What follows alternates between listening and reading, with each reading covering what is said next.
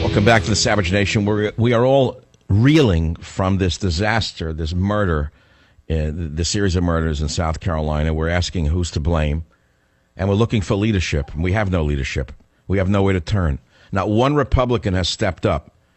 And I suggested just now on this show that the first thing that needs to be done is that the president, instead of blaming guns, should have said anyone who crosses state lines will be arrested under the Anti-Riot Act. You're not going into South Carolina to stir up a riot. That's what should have been done, but I haven't heard it. Well, we have a leader on the line right now, someone that I would vote for in a heartbeat, someone I would support right from the get-go, and that's Donald Trump. Donald Trump, welcome to the Savage Nation on this sad day. I'm glad you're with us. Hello, Michael. It is a sad day, is it not? 9 beautiful people executed in a church? Terrible. By a maniac, by a young man that is just an absolute sick, demented person. It's a very sad thing, Michael. It's a very sad thing. Donald, look, let's talk about the election. That's what this is all about. Let's move on to that. And you know me, I'm straightforward, and I'm not trying to set you up, but people have called the show since you announced, and I support you from the get-go. But many people are saying, well, look, how do you know he's real? How do you know he's not going to split the Republican vote by running as a third-party candidate, pulling a Ross Perot? Would you answer that question? Do you think it's a fair fear?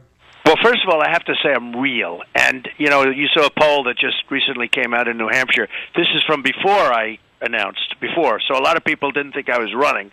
And I was in third place, which is pretty good. And I think the reason I do well in that isn't because necessarily I think I'm a nice person. I think you know I'm a nice person. I love giving to charities and helping people, the wounded warriors and everybody else that have been horribly treated. The vets have been horribly treated.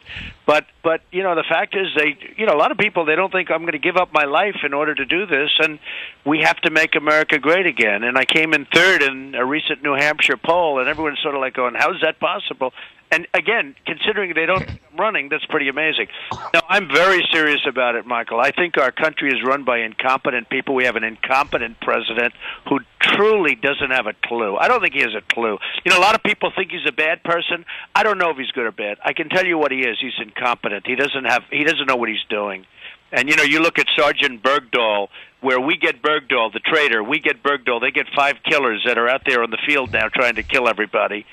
And, you know, this is the way we would negotiate. This is the way he negotiates. The Iran deal is a disaster.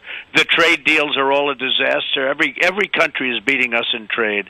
And believe me, if I win, that won't happen. That will not be happening, that I can tell you. Well, let me ask you this. Given the antipathy of the Republican establishment to your candidacy because they're afraid by your simple, plain, honest truths and what needs to be done, would you consider running on a third-party ticket? And you know what that would do. That would elect Hillary, wouldn't it? Sure. I'm never writing anything off. I'm running as a Republican. I am a Republican. I'm a conservative. Okay. Well, you said it right now. You said I'm running as a Republican. That's really what I said. I said he's not going to split the ticket. Yeah, I'm running as a Republican. I want to go all the way. I don't like a lot of these people. It's not even like I don't respect some of these people. They shouldn't be running for office. They have no right to run for office. You know, most of them they're in. Donald, you know that the best and the brightest generally don't go into politics, you being the exception. And you said years ago, run the country like a business, not like God knows what it is, a welfare state. Right. You and I both agree there should be tariffs on Chinese goods. Don't you agree? They're tariffing our goods. They're putting tariffs and taxes on our goods, and we talk about free trade. You know, the problem with free trade is you need smart people to negotiate for. I don't mind. I love free trade. I'm a free trader. But China's not a free trader. They're killing us. You know, when Boeing sells planes to China, they take all the secrets of Boeing. That's part of the deal. You're going to have to give us all your patents, all your secrets. You're going to have to give us everything. I mean, it's brutal you do business with them. I have a friend that tries to get stuff into China. He can't get it in. Finally, he gets it in, and they charge him tax. And yet we think they're so wonderful. And, you know, they put out a statement about me from the Chinese embassy. I was very proud of that, of course. But they put out a statement that Mr. Trump is wrong, essentially. Mr. Trump is wrong. We have a wonderful partnership with the United States. Partnership. Well, of course they love it. I love it, too, when we have stupid partners that don't know what they're doing. You know, sure, like the battery maker A123 Systems, which was given $133 million in federal taxes and whatnot, tax credits and grants. They went bankrupt. The company was then bought by a Chinese company, and now they're making a profit and not going to pay back the federal government. What a deal they got. Hey, Donald? We are incompetent. You know, the people that we have we have great people. We have Henry Kravis and Carl Icahn, and you know, I could name 100 guys. I could also name guys that have big names that aren't very good. You know, they're overrated. But I know the good ones, you know, the bad ones. I could put people in charge of China. China doesn't have a chance. I could put people in charge of Japan. You know, Japan sends in millions of cars over the years, millions. When was the last time you see a Chevrolet in Tokyo? Do you think there's any Chevrolet in Tokyo? Maybe the two. You know, how many Chevrolets do you think we have driving around in the street? No, Donald, I see the ships coming in San Francisco Bay every day. My heart breaks. I see these ships laden with foreign cars, and I don't understand why there's no tariffs on them. Well, how about this? Ford goes out and announces they're going to build a $2.5 billion plant in Mexico, right smack in the middle of Mexico. They're going to, and you know what they're going to do with the plant? They're going to make cars and parts and trucks and stuff. They're going to send them to the United States, no tax. Now, explain to me, because I'm sort of a natural business. I built a great company. You see that because I released my financials, and everyone's sort of shocked. They had no idea. Right. They were hoping that they wouldn't be so good, and they were hoping you were broke and that you owed more money than you earned. I know that's what they were hoping. They were disappointed, weren't they? Right. Oh well, they were shocked because I'm a private company. They didn't know, so they were thinking it was $2 billion or $1 billion or nothing, or maybe I was worth nothing, and it turned out to be $9 billion, and much higher than that. It will be much higher than that, but $9 billion. And by the way, very little debt. Unbelievable. So they were shocked. You know, they're going, wow, that we had no idea. Because, again, as a private company, these magazines and all, who treat me fine, but they don't know what. And I'm not doing that as a braggadocious thing. I'm just saying I know what I'm doing. I would not let Mexico get away with it. I would tell Ford, you're going to pay a 35% tax every time you make a car and send it in. Because what are they doing? When they make cars in Mexico, that means we're not making that car in the United States. It's very simple. And that means we're not employing our people. Do you know how many companies have gone to Mexico to build? I mean, you look at New England, the place was a ghost town. So, yes. Look, we need, and I love Mexico. I love the Mexican people. I have a lot of relationships with them, but they know they're getting away with murder. It's like China. China's the number one abuser, though. What they do with their currency manipulation is incredible. And our people are so stupid, they don't even cover it in trade pacts. So, Donald, when you announced this week, I watched the little people, the Lilliputians attack you. You know what I called them? I said they're toe dust compared to him. I saw these little men and little women trying to rip you apart, and I said they are toe dust. That's all they are. They're jealous of this man, and there's a lot of jealousy for successful people in this country, as you well know, Donald. Who would you pick as a VP candidate? Well, before I say that, you have like a guy like George Will. His hatred for me is unbelievable. What he doesn't tell it, you take his glasses off and he doesn't look like a smart guy anymore, right? But let's call him toe dust in a bad suit. Right, I have a place, Mar-a-Lago, and he was there about 12 years ago. He made a speech. I didn't go to it because I find him very boring. And he's actually wrong on many things. He was wrong on Iraq and wrong on plenty of things. But the hatred this guy has, I say, wow, I probably should have gone. But he was just, I just didn't want to go. And it was years ago, but he never forgot. And that's the only reason. He hits me, and they do hit me. Well, what, he didn't like that you didn't go to his speech at Mar-a-Lago? Absolutely. He was very upset about it. He was very, very upset about it. But wow. I have other things to do, and I couldn't go to his speech, and he never forgot it, and he hits me. And that's the way these guys... By the way, his speech was terrible. I had a friend that went there. They said it was terrible. So I didn't do anything. Donald, a guy like George Will, his time is gone a long time ago. He's irrelevant. No one reads him. But the issue is you. You're running. You're real. You don't really want to run as a third-party candidate. You say you're a Republican, even though they have a great fear of you. Would you be willing to consider a great man such as Ben Carson as a VP candidate, or is it too soon to ask that question? Michael, it's too soon to talk. I like Ben Carson. He's a nice guy. I know him. I've actually seen him at some of my places, and he's really a nice guy. He's got a very nice wife. I met them both, and they're nice people. But even Ben Carson, it's like he doesn't have the experience to run something like that. He's a surgeon, and it's different. It's not. So you say we need someone. You need someone with a killer instinct like you. We need a killer who's smart, and not a killer. I know a lot of. Well, no, I say that in a sports context. I grew up watching boxing matches, as I'm sure you do, because you have them in your hotels.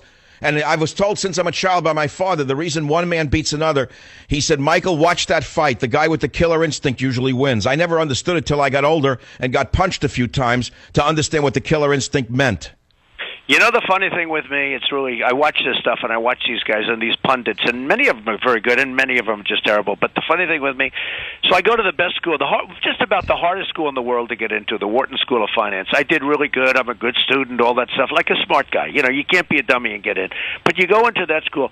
I come out, I build a tremendous real estate empire. I started in Brooklyn. My father taught me a lot, but, you know, it was a small company. And now it's a massive, I have some of the greatest assets in the world. I write a book called Trump, The Art of the Deal. It's the #1 selling business book of all time, or very close. You know, somebody will say, oh, somebody else. I mean, so I always like to go, but just about. I think it's the #1, but it's like just about the #1 selling book of all time. I do a television show. Everyone says, oh, the show will never make it. 15 copies of The Apprentice. They've all failed. Everybody copied it. They'd all failed. It's still going. You know, they renewed. They're begging me. I mean, they would love me not to do this. But I'm doing it. I told them I'm doing it. But it's now 14 seasons of The Apprentice, one of the most successful shows on television. I mean, a tremendous success. You remember the first season, it was like one of the biggest shows ever. That was a show that was supposed to never make it. All these copies, Martha Stewart copied, everybody copied it, and they didn't make it. Okay. And then I read, I shouldn't be on the same stage with some governor who is a nothing, or a senator who's a nothing. I'm not saying that a senator is nothing or a governor is. I'm just saying some of these people shouldn't be on the stage. But I sort of laugh. I build up this tremendous company, some of the great real estate assets of the world. The television show is a big hit. The book is a big hit. Other books are big hits, too, by the way. You know, you go to the best college, and you do great, and then all of a sudden you're not supposed to be on a stage, and you have other people that frankly can't shine your shoes, and it's okay for them to be on. Donald, you and I see the world the same way. You know, when I supported you the other day on this show, I was shocked that that low-life writer at the National Review, whose name I don't remember, wrote such a horrible thing about you and said that your father gave you your empire, gave you your money, and he was a slumlord. That is such crap. I happen to know that your father built some of the finest middle-class apartment blocks in New York, both in Brooklyn and Queens. I know it for a fact because one of my relatives lived in them. They were beautiful buildings. Why do they do such things? Well, because, you know, the National Review's going out of business, in my opinion. I think it's doing very badly. William F. Buckley, I knew him. He was great. I was a young guy. He was a much older guy, but he was a great guy. And, and he must be spinning in his grave. They have a bunch of lowlifes over there. And, you know, the other thing they love, you know, like when Carl Icahn or Kravis or Leon Black, any of the great business people, when they use the bankruptcy laws, you know, they throw something in a bankruptcy, they don't even write stories about it. If I use that, if I do that, oh, Trump went bankrupt. I never went bankrupt, but they always love to say that was the same lowlife, the guy that wrote for the No wonder the National Review has no power anymore. It's disgusting. Well, they've attacked me for years, and I understand that they're run by these Lilliputians, but it's one thing to not like someone. It's another thing to outright lie and say your father was a slumlord. I took offense at that, and he wasn't my father.